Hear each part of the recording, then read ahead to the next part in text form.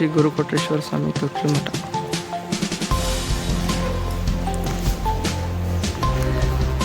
ನೋಡ್ತಿದ್ದೀರಲ್ಲ, ಇದು ತೊಟ್ಲು ಮಠ.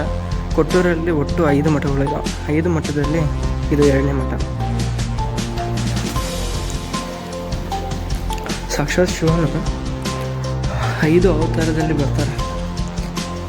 ಇಲ್ಲಿದೆ ನೋಡ್ರಿ, ಶ್ರೀ ಗುರು ದಂತೇಶ್ವರ ಸ್ವಾಮಿ ಅರಸೀಕೆರೆ, ಶ್ರೀ ಗುರು ಕೆಂಪೇಶ್ವರ ಸ್ವಾಮಿ ಹರಪನಹಳ್ಳಿ, ಶ್ರೀ ಗುರು ಕೊಟ್ರೇಶ್ವರ ಸ್ವಾಮಿ ಗುರು ತಿಪ್ಪೇರುದ್ರ ಸ್ವಾಮಿ ನಾಗನಟ್ಟಿ, ಗುರು ಮೈದಾನೇಶ್ವರ ಸ್ವಾಮಿ ಕೊಲಹಳ್ಳಿ. ಈ 5 ಜನರು ಶಿವನ ಭಕ್ತರಾದಂಥ, ಶಿವನಲ್ಲಿ ಏಕರಾದಂಥ 5 ಜನರು. ಅದರಲ್ಲಿ ನೋಡ್ತಿರೋದು ಗುರು ಕೊಟ್ರೇಶ್ವರ ಸ್ವಾಮಿ. ನೋಡಿ, ನನ್ನ ಪ್ರೀತಿದಿನಂತೆ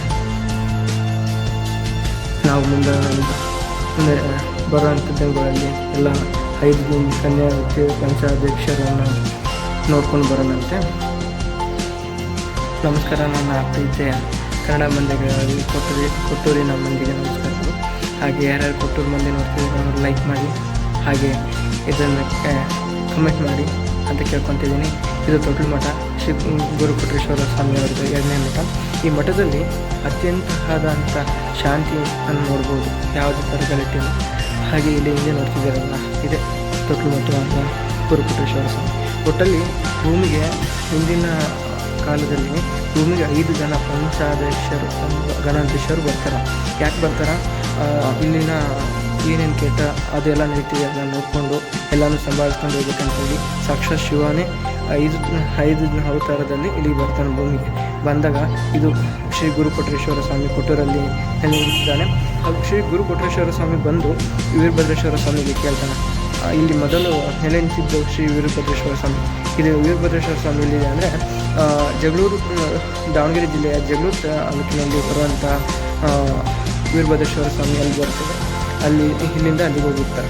ಮತ್ತು ಈ ಗುರು ಕೊಟ್ರೇಶ್ವರ ಸ್ವಾಮಿ ಅವರು ಬಂದು ಅವರಿಗೆ ಜಾಗ ಕೇಳಿದಾಗ, ಇಷ್ಟು ಜಾಗ ಕೊಟ್ಟಿದ್ದಾಗ ಅವರು ಇಲ್ಲೇ ನೆಲೆ ನಿಂತು ಅವರು ಕೊಡಗುಡ್ಡದಲ್ಲಿ ನೆಲೆ ನಿಂತಿದ್ದಾರೆ. ಹಾಗೆ ಅನೇಕ ದೇವರ ನಿಜ ಘಟನೆಗಳೆಲ್ಲ ನಡೆದೋಗಿದೆ. ಅದನ್ನೆಲ್ಲ ನೋಡ್ಕೊಂಡ್ಬರೋಣ ಪ್ರೀತಿಯ ಜನತೆಗೆ. ಹಾಗೆ ನನ್ನ ಇನ್ಸ್ಟಾಗ್ರಾಮ್ ಮತ್ತು ಯೂಟ್ಯೂಬಲ್ಲಿ ಅಪ್ಲೋಡ್ ಆಗ್ತಿದೆ, ಅವನ್ನೆಲ್ಲ ನೋಡ್ಕೊತಾ ಬನ್ನಿ. ಹಾಗೆ ಲೈಕ್ನ ಕೊಡಿ. ಹಾಗೆ ನಿಮ್ಮೂರನ್ನು ಕಮೆಂಟ್ ಮಾಡಿ. ಹಾಗೆ ಅಲ್ಲಿರೋಂಥ ವಿಶೇಷತೆಯನ್ನು ನನಗೆ ಹೇಳಿ, ನಾನು ಬಂದು ಅಲ್ಲಿನ ವಿಶೇಷತೆಯನ್ನು ಎಲ್ಲರಿಗೆ ತೋರಿಸುವಂಥ ಪ್ರಯತ್ನ ಮಾಡ್ತೀನಿ. ಈ ಮೂಲಕ ಇನ್ನು ಮುಂದಿನ ಮಟ್ಟಕ್ಕೆ ಹೋಗೋಣ ಅಂತ ಬನ್ನಿ ಪ್ರೀತಿಯ ವೀಕ್ಷಕರೇ. ನೋಡ್ರಿ,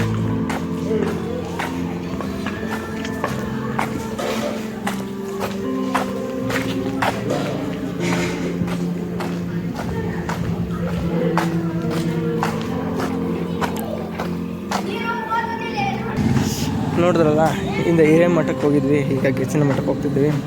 ಅಲ್ಲಿ ಶ್ರೀ ಗುರು ಕೊಟ್ರೇಶ್ವರ ಸ್ವಾಮಿ ಜೀವಂತ ಸಂಬಂಧ ಹೊಂದಿರುವುದನ್ನು ನೋಡೋಣ ಅಂತ ಬನ್ನಿ.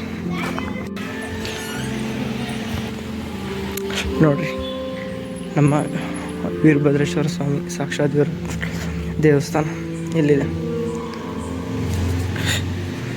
ಶ್ರೀ ಗುರು ಕೊಟ್ರೇಶ್ವರ ಸ್ವಾಮಿ ಅವರು ಬಂದು ನನಗೆ ಜಾಗ ನೀಡಿ ಎಂದು ಕೇಳಿದಾಗ ಶ್ರೀ ವೀರಭದ್ರೇಶ್ವರ ಸ್ವಾಮಿ ಅವರ ಜಾಗನೇ ಬಿಟ್ಟು ಕೊಡಗುಡ್ಡದಲ್ಲಿ ಹೋಗಿ ನೆಲೆ ನಿಂತಿರ್ತಾನೆ. ಈಗ ಗೆಚ್ಚಿನ ಮಠಕ್ಕೆ ಹೋಗೋಣ ಅಂತ ಬನ್ನಿ. ನೋಡ್ತಿದ್ದೀರಲ್ಲ, ಹಿಂದಿನ ಕಾಲದಲ್ಲಿ ನಿರ್ಮಾಣ ಮಾಡಿದಂತಹ ಕಟ್ಟಡಗಳು, ಹಾಗೆ ಅನೇಕ ರಹಸ್ಯಗಳನ್ನು ಹೊಂದಿದೆ. ನೋಡೋಣಂತೆ ಏನೇನಿದೆ ಅಂತ ಬನ್ನಿ.